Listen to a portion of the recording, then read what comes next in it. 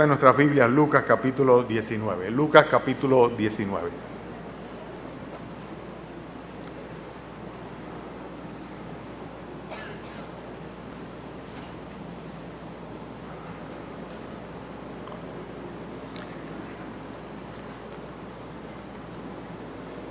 ¿Lo tienen?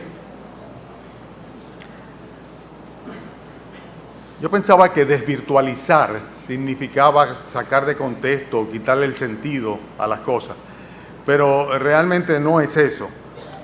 Hoy día más que nunca se entiende lo que es el mundo virtual, y desvirtualizar una cosa es llegar a conocer aquello que solamente se conocía virtualmente.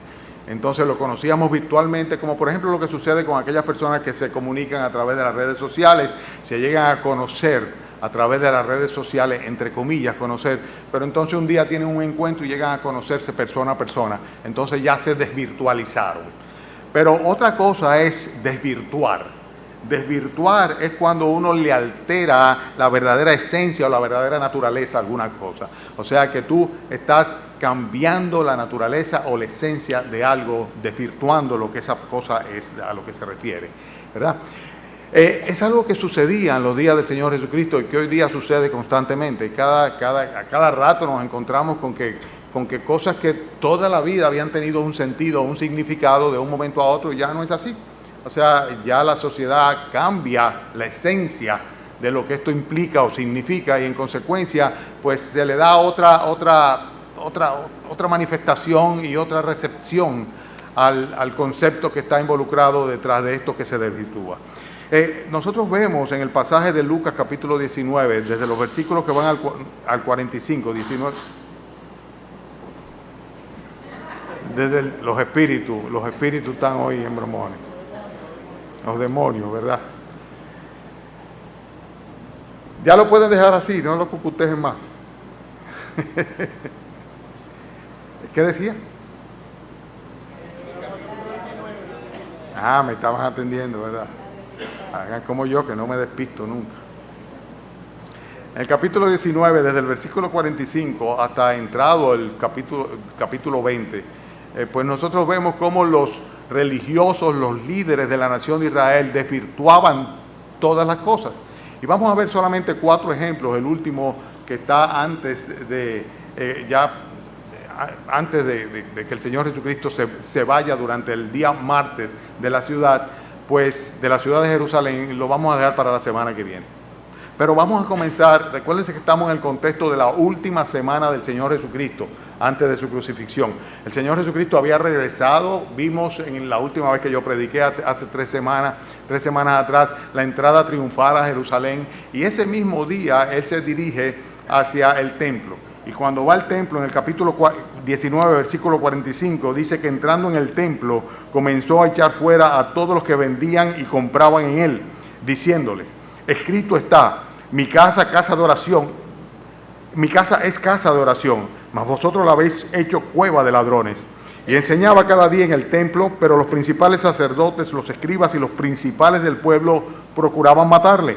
Y no hallaban nada que pudieran hacerle, porque todo el pueblo estaba suspenso oyéndole. El Señor Jesucristo va al templo ese mismo día. ¿Y qué se encuentra allá? Con que lo que ya antes Él había corregido, la desvirtuación de lo que era la función del templo, se estaba sucediendo una segunda vez. Los religiosos y con ello todo el pueblo, incluyendo, como dice aquí, los principales del pueblo, habían desvirtuado completamente cuál era la verdadera función del templo del Señor Jesucristo. Ellos estaban allá, habían convertido el templo en un mercado, y no era la primera vez que sucedía. En el inicio del ministerio público de nuestro Señor Jesucristo, nosotros conocemos que en Juan capítulo 2, versículos 15 y 16, el Señor Jesucristo precisamente tuvo que tomar unas cuerdas y hacer un azote y volcar las mesas y echar por tierra todas las monedas, porque los cambistas y los que vendían palomas y todos los comerciantes estaban allá haciendo de la casa del Señor, la casa de oración del Señor, un lugar de mercado. Dice Juan capítulo 12 que haciendo un azote de cuerdas echó del templo a todos, las ovejas, los bueyes, esparció las monedas de los cambistas, volcó las mesas y dijo a los que vendían palomas: quitad esto de allí y no hagáis de la casa de mi padre casa de mercado.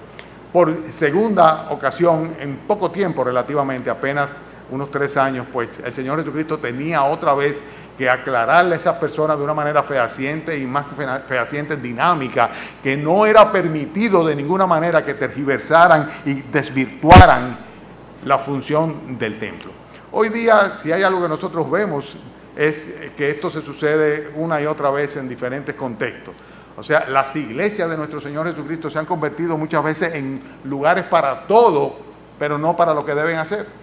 Es muy frecuente ver cómo las iglesias se convierten en lugar donde se hacen negociaciones y acuerdos, donde las personas se reúnen y de lo que hablan precisamente es de lo que durante la semana están acordando, negociando, trabajando o lo que fuera. Es un lugar de negocio lo que han convertido. Muchas veces las propias iglesias son centros de negocio, donde el tema de las ofrendas y el tema de los diezmos y el tema del dinero es el tema de la predicación, el tema de la conversación y el tema de todo, ¿verdad? Porque todo está centrado alrededor de los diezmos y las inversiones y lo que se necesita y a dónde hay que llegar y los presupuestos de las iglesias, etcétera, etcétera.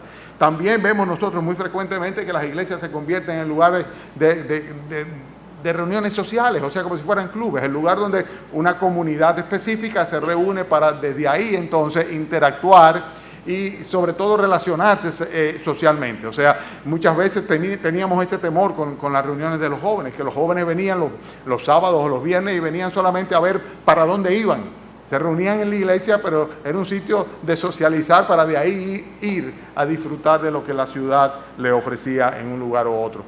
La iglesia no es de ninguna manera un club social, no es un lugar de reuniones sociales. Sabemos ciertamente que ese no es el propósito para venir acá, pero tampoco para actividades recreativas. Es perfectamente válido que la congregación haga, por ejemplo, un día de familia, ¿verdad? Siempre tiene que tener la actividad que tuvimos anoche, donde los cerrayé. O sea, siempre, si ustedes hubieran estado allá, todos se hubieran dado cuenta de que estuvo todo centrado en que en comunión nosotros, pues, en nuestra condición de creyentes, pues exaltásemos al Señor que nos une. O sea, hubo una exposición de la palabra de Dios, hubo oración, hubo alabanza, hubo todo lo que debe haber en cualquier lugar donde los creyentes se reúnen, ¿verdad? O sea, no se trata simplemente de una comelona, sino de un rato social. Y muchas veces las iglesias se constituyen en eso, lugares donde lo que hay es muchas actividades que son recreativas y donde se programan actividades recreativas y actividades de deporte y actividades de diferentes naturalezas como una manera de atraer a las personas y mantener a las personas involucradas en la congregación. Eso no es una función del templo, eso es algo que se desvirtúa. Recuérdense que la iglesia somos nosotros, el lugar donde nosotros nos reunimos. Tenemos siempre que tener presente que tiene una función específica que no podemos desvirtuar como esta gente lo habían hecho. También vemos nosotros estas campañas muchas veces de milagros o de sanaciones que se hacen, cómo se convierten a veces los templos en prácticamente teatros, donde hay un programa con una escenografía y con una música y con unas luces y con un baile muchas veces. Estoy hablando de cosas que suceden en muchas iglesias, ¿verdad? Porque se desvirtúa la función para la cual Dios estableció la iglesia y para la cual está el templo donde se reúne la iglesia, que es la casa de Dios. Y esto estaba sucediendo en aquel entonces. El texto nos enseña claramente en los versículos que leímos para qué sí es la iglesia, porque el Señor Jesucristo lo enseña. Fíjense en el versículo 46, dice, escrito está, mi casa, ¿qué dice? Mi casa, casa de oración. Casa de oración. Este es el lugar donde nosotros debemos venir a orar. Ah, es que yo oro en mi casa. Bueno, me alegro mucho que oras en tu casa. Me parece que debes orar no solamente en tu casa, en tu trabajo y en todo lugar, a todo tiempo, a toda hora. Pero aquí es donde la iglesia como un cuerpo viene a orar. Por eso es tan importante el culto de oración. Preferiría yo realmente, en obediencia al Señor, eliminar el culto del domingo en la mañana si un día fuese en detrimento del culto de oración de los miércoles. Porque para el Señor, su casa es una casa de oración. Y es lo más importante, por eso cada uno de nuestros cultos incluye la oración. Pero el miércoles de una manera particular está la oración intercesora, la oración de acción de gracias a Dios, la oración en la que reconocemos, ¿verdad?, lo que Él ha hecho por nosotros. Y ya por Samir hemos dado gracias aquí los miércoles porque el Señor concedió las peticiones que su iglesia había presentado a favor de él.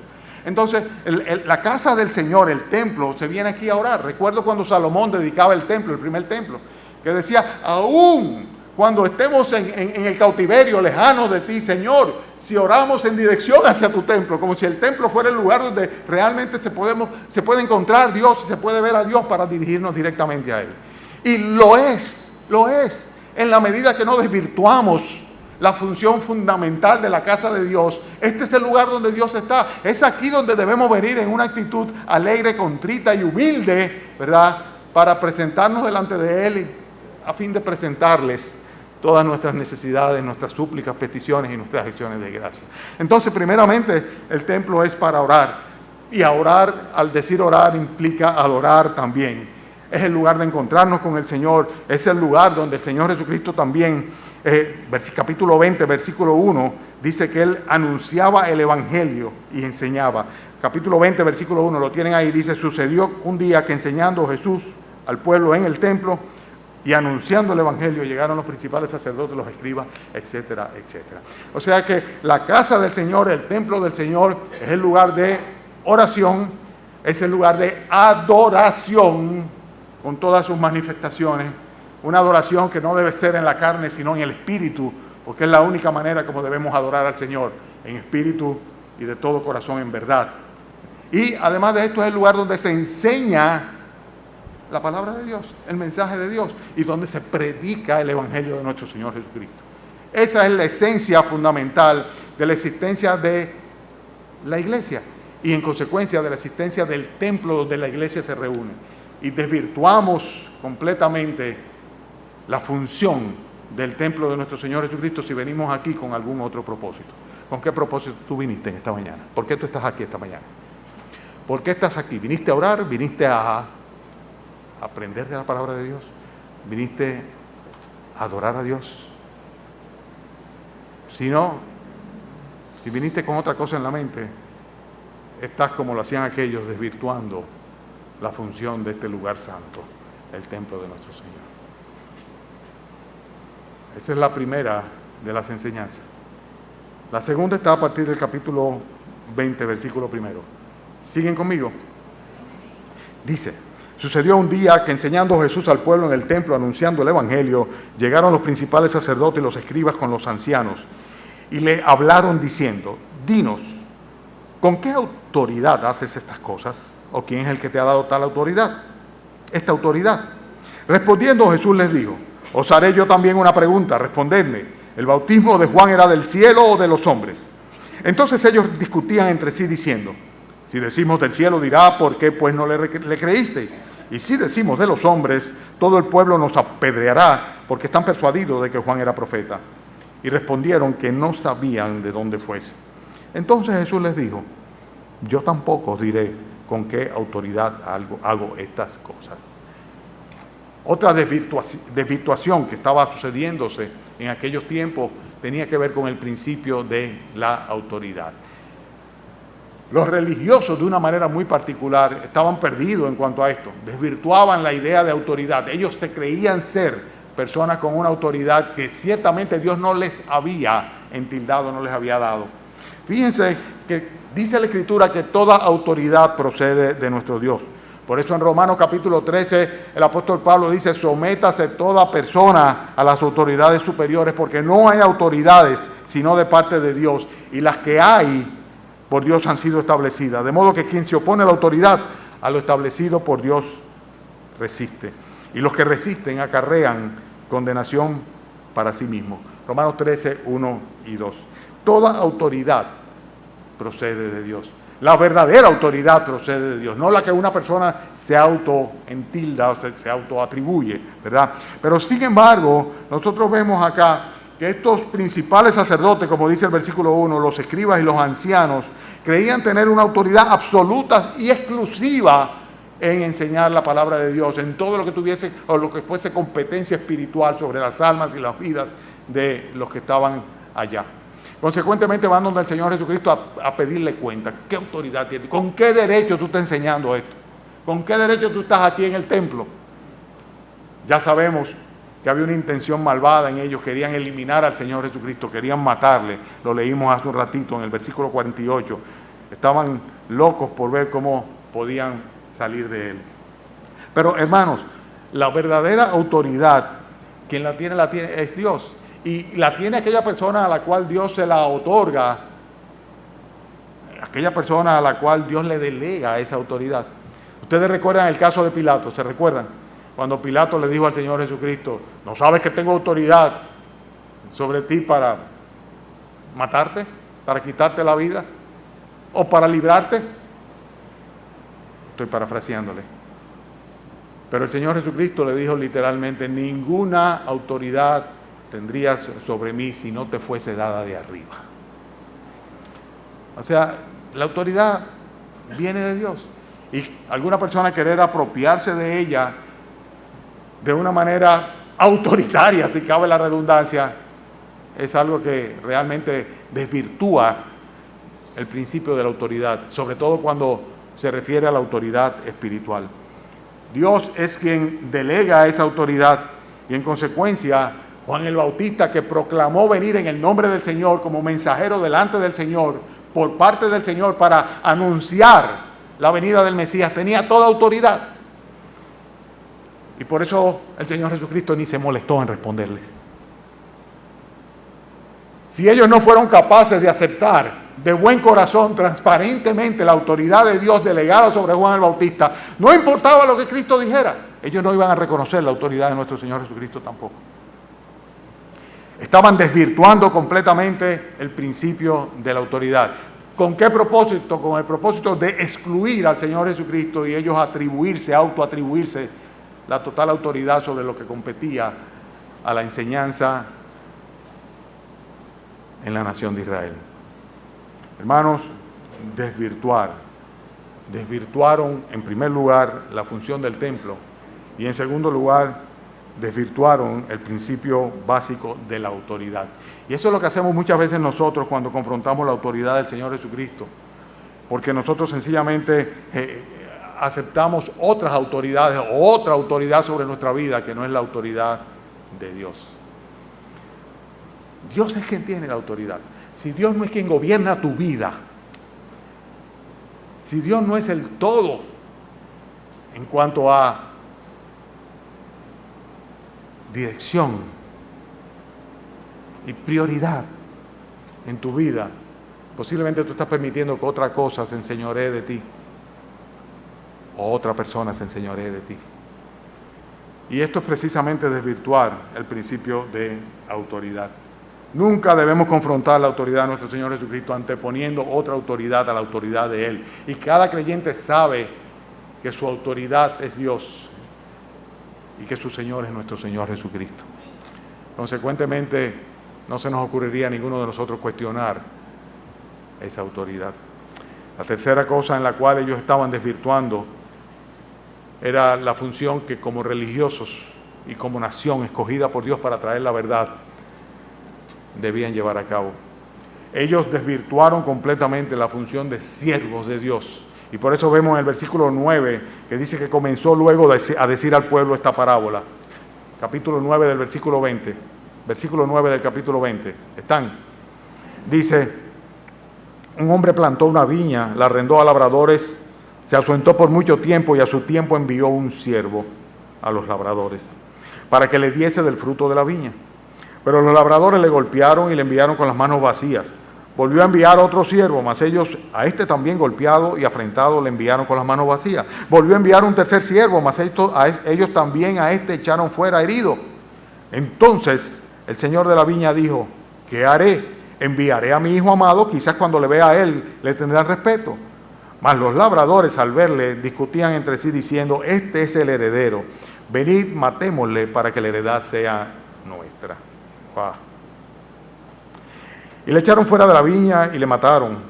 ¿Qué pues les hará el señor de la viña? Vendrá, destruirá a esos labradores, dará su viña a otros. Cuando ellos oyeron esto dijeron, Dios nos libre. Pero él mirándoles dijo, ¿qué pues es lo que está escrito? La piedra que desecharon los edificadores ha venido a ser cabeza de ángulo. Todo el que cayere sobre aquella piedra será quebrantado, mas sobre quien ella cayere le desmenuzará.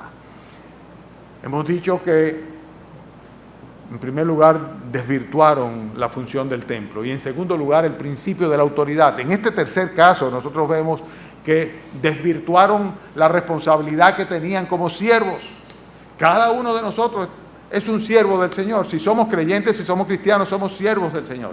Y estamos pura y simplemente para rendir fruto para beneficio del Señor. Pero ellos no estaban en eso.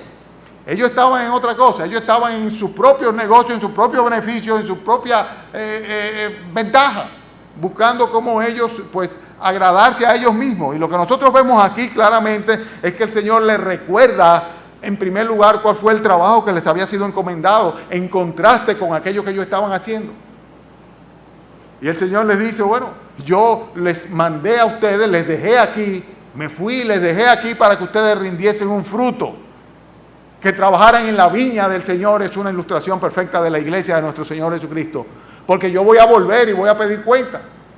Y mientras tanto fue mandando personas, fue mandando profetas, fue mandando quienes anunciaron la palabra del Señor, los cuales fueron aniquilando, matando uno a uno. La nación de Israel fue asesinando a los profetas.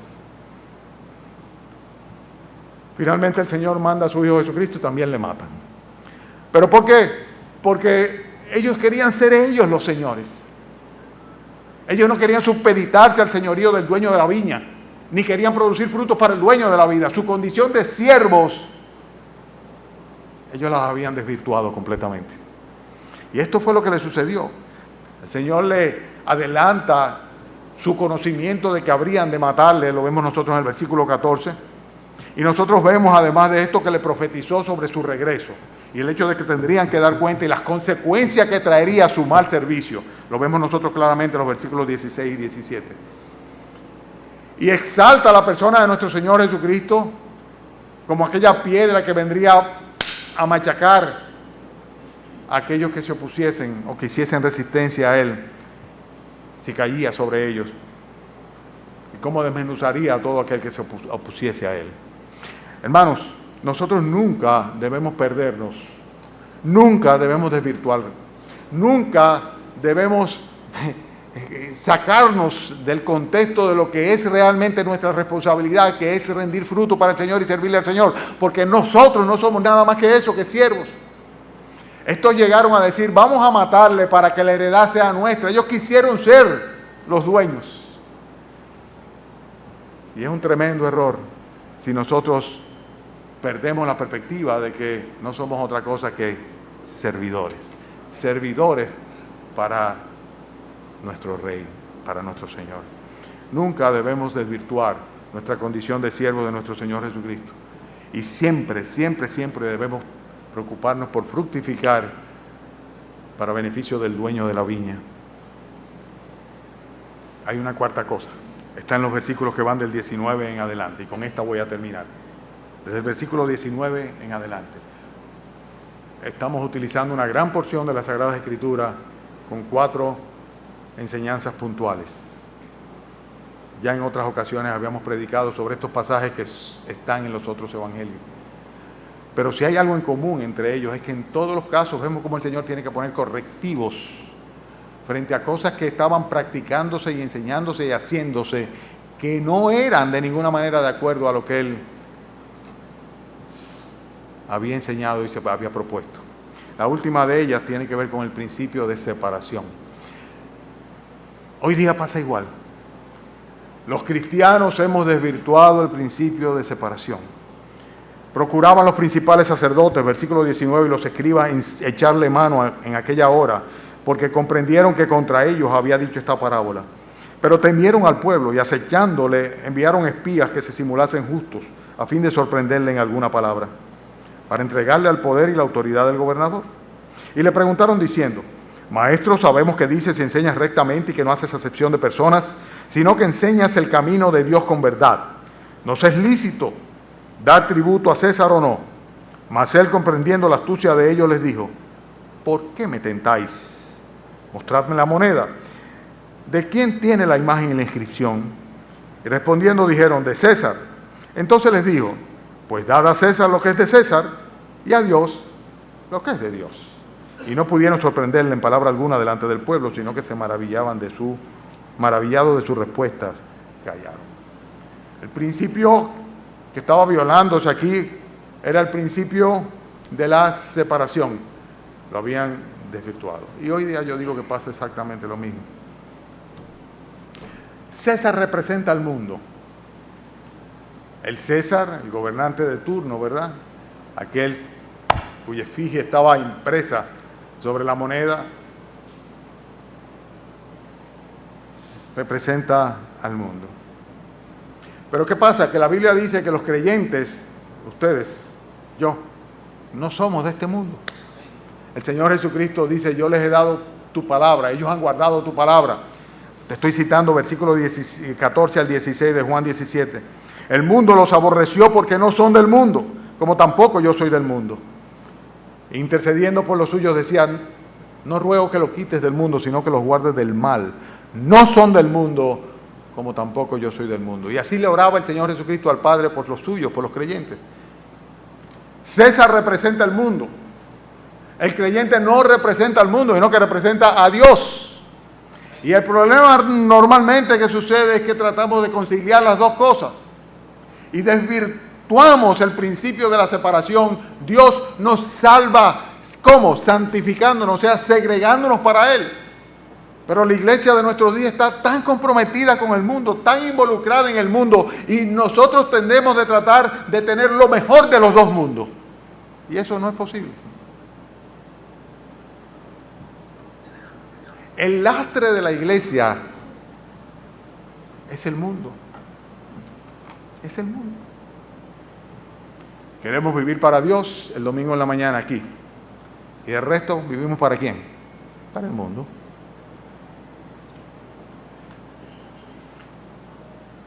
No somos del mundo, no tenemos parte con el mundo, sí somos del Señor, tenemos parte con el Señor.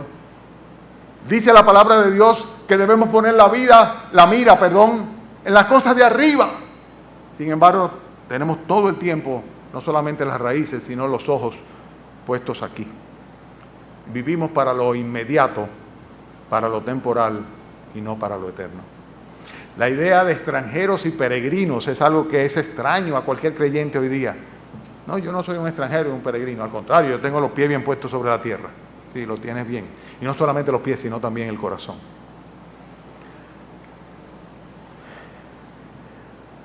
Hay que meterse en la cabecita que no podemos desvirtuar los principios divinos. Y Dios lo dice muy claro, al César lo que es de César y a Dios lo que es de Dios. No podemos de ninguna manera tratar de negociar eso, porque es que no se puede servir a dos señores. De ninguna manera. Si nuestro Señor es el mundo, vamos a vivir para el mundo. Si nuestro Señor es Jesucristo, debemos vivir para Él.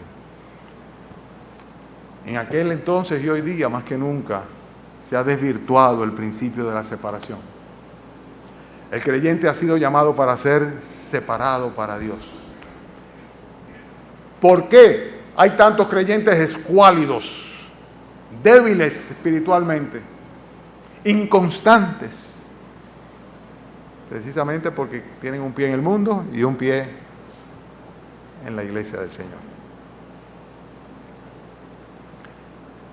Y eso es desvirtuar el propósito de Dios para con cada uno de nosotros. Dad pues a César lo que es de César y dad a Dios lo que es de Dios. Si tienes mucho de César, déjaselo a César, pero no le des lo de Dios a César. Y tu vida, tus pensamientos, tus acciones, tus recursos, todo es del Señor si tú fuiste comprado por la sangre de nuestro Señor Jesucristo. Es de Él. Aún nuestros planes, nuestros propósitos, nuestro matrimonio, nuestros hijos. ¿Saben algo? Me temo de muchos de ustedes, hermanos, que si siguen dándole en proporciones similares raciones de mundo a sus hijos, como le quieren dar de iglesia, o tal vez mayores porciones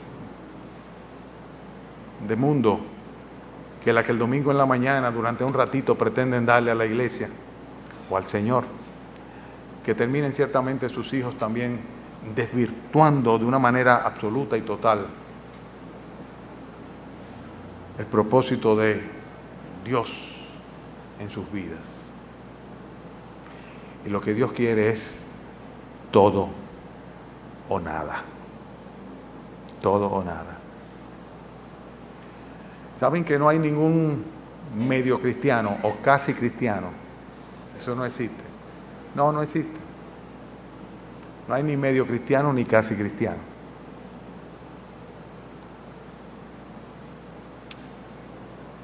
El que no es conmigo contra mí es, el que conmigo no recoge, desparrama. No desvirtuemos las cosas.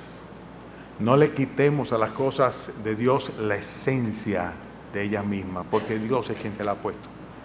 Dios quiere que dejemos las cosas de César con César y nosotros nos ocupemos de las cosas de Dios. Oremos, hermano. Padre, gracias, Señor, por estas porciones amplias, Señor, de las cuales hemos aprendido tantas veces tantas cosas, y en las cuales vemos, Señor, como tú tienes hoy que mostrarnos a nosotros tus correcciones, tus correctivos, Señor, a fin de que nosotros nos desvirtuemos lo que tú has establecido, lo que tú has escrito, lo que tú pretendes, Señor, lo que tú has hecho, lo que tú has logrado, Señor, en nosotros. Bendice esta tu iglesia local, Señor. Concede que los hermanos podamos, Señor, consagrarnos plenamente a ti, producir frutos para ti, hacer de tu templo o tu casa el lugar donde cada día, como hacía el Señor Jesucristo, asistamos, Señor, donde cada día nos involucremos, Señor, en las cosas que se suceden, donde tú te manifiestas, Señor, el lugar donde oramos a ti, el lugar donde recibimos tu bendición y la de nuestras familias, Señor. Oh Señor, obra en nuestras vidas. No tomes en cuenta nuestras faltas, Señor, perdónalas, pero transfórmanos, Señor. Y danos convicciones sólidas y firmes a fin de que no desvirtuemos la esencia de lo que tú nos has legado, Señor, y que conocemos a través de tu bendita palabra. Gracias por Jesucristo. Gracias por nuestra condición de hijos de Él, por la fe. Mira, Padre, que tal vez alguno todavía su corazón y su vida está en el mundo, Señor.